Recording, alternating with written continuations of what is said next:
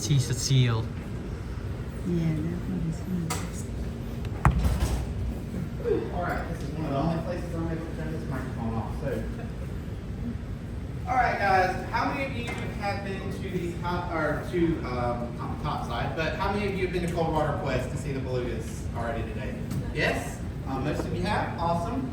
So that window where you see the Belugas at downstairs, we're standing directly above where you were standing at that window, looking right out into the habitat as if you were looking through the window right now. So yeah, a little over 800,000 gallons of water here. There's two other interconnected pools. If you look over there to the left, kind of where those like white pillar with the metal and everything like that, so in between those, there's some other pools back there that they have access to as well. One of them is a medical pool, but the other one is just another separate area that they have access to if they decide they want to go to one of those other pools. Now we do have 5 beluga whales here. We have 4 females and 1 male. They are sexually dimorphic species.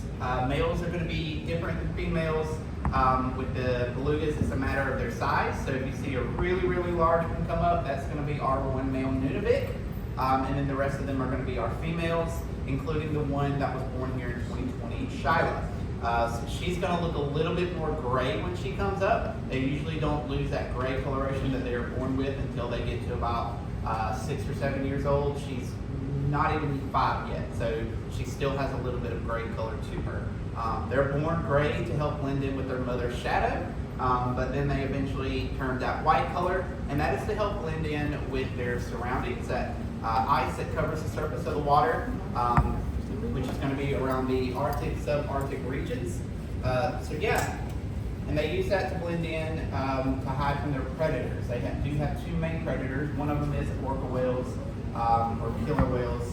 But the other one, I usually let people guess on because not a lot of people really take guess or can guess it. Some people do, some people don't. So does anybody want to take a guess on what they think the second main predator of the beluga is?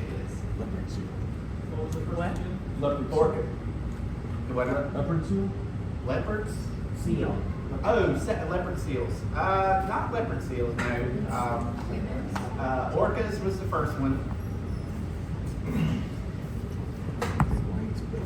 Leopard seals, not really. I mean, they may predate them some, but they're not really a big threat to belugas. Any other guesses? I can give a hint, but it's going to give it away. They live in cold climates, right? Yeah, they'll live in the Arctic, subarctic areas. Yeah, polar bears. What was it? Polar bears. There we go. That was it. Polar bears. Yeah. So polar bears are their second predator, and you know a lot of people don't think polar bears, but polar bears do have the strength to pull a beluga whale right up out of the water, just by putting them claws in there and just pulling them right up. They can smell. I think polar bears are able to smell through like 8 to 10 inches of ice. Like they can smell through it. They just have really a sense of smell, so they can smell the belugas, they can smell the seals, whatever else they're really wanting to get their paws on. So yeah, that's the 2 main predators of belugas. So they're going to try to look like a floating piece of ice to try to camouflage themselves a little bit better, especially when they come up to get that breath of air. Now, I've told you you're going to learn about some of the research and conservation efforts. Some of the answers I usually get when I ask that question of what is their other predator, people say humans. And we do impact them in negative ways, just not as far as predation anymore. But we do impact them in negative ways such as noise pollution as well as overfishing in their areas. So we are doing a lot of research with these guys to help understand better about their echolocation as well as their metabolic rates, so that we can understand how much food we can safely take from their natural hunting grounds without taking too much and not leaving enough for their pods to be able to hunt. Because we're facing that problem. They're going further out of hunting territories, exhausting a lot more energy than they should, and it's just not good for them.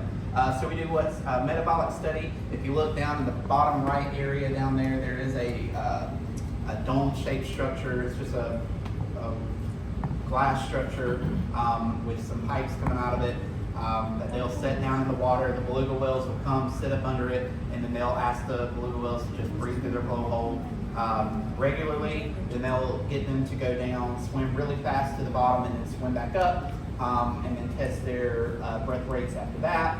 And then get them to do that a few times just to exhaust some of that energy, test their breath rates on when they're exhausted as well as like a normal breath. And that kind of gives us an idea of how much energy they are exhausting and how much food they really need to intake. So those studies, as well as some other facilities doing those studies as well, gives us a better idea of how I think much they fit in right now. They get They out like of to breath, fit people them. wouldn't have to catch their breath. yeah.